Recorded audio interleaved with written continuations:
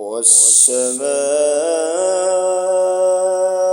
ذات البروج واليوم الموعود وشاهد ومشهود قتل أصحاب الأخدود النار ذات الوقود إذ هم عليها قعود وهم على ما يفعلون بالمؤمنين شهود وما نقموا منهم إلا أن يؤمنوا بالله العزيز الحميد الذي له ملك السماوات والأرض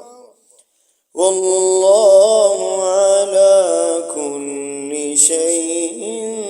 شهيد إن الذين فتنوا المؤمنين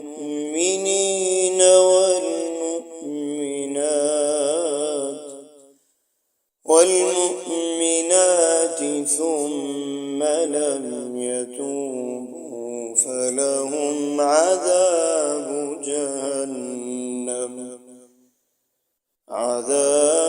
جهنم ولهم عذاب الحريق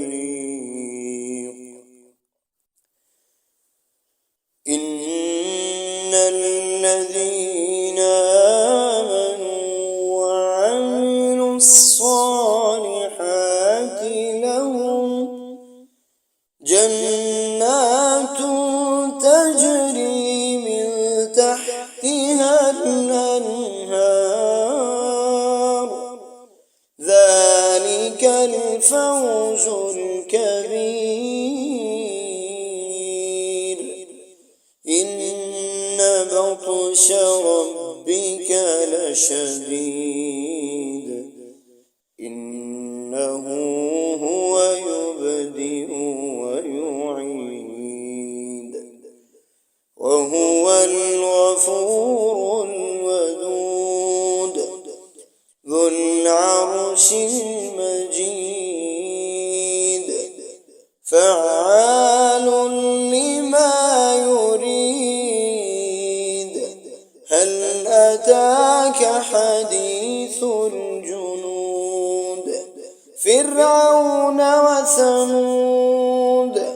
بل الذين كفروا في تكذيب والله